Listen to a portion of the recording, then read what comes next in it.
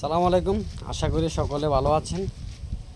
তো এই যে এটা একটি ঘরের ফলট,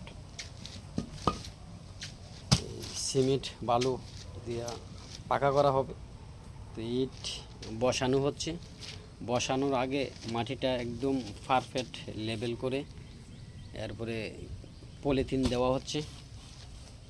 হ্যাঁ, তাহলে আপনার জিনিসটা কাজটা একবারে মজবুত থাকবে, পারফেক্ট একবারে নিখুঁতভাবে বসানো হচ্ছে।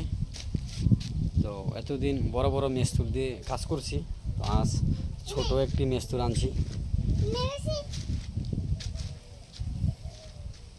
তো সবাই ভিডিওটা লাইক শেয়ার দিবেন। দেখেন কাগজটা পলিথিনে বাতাসে উড়ে যেত, তারপরে পানি ছিটানো হচ্ছে, একদম লেভেলভাবে পারফেক্টভাবে ইটগুলো বসানো হচ্ছে, তারপরে কাজ করা হবে।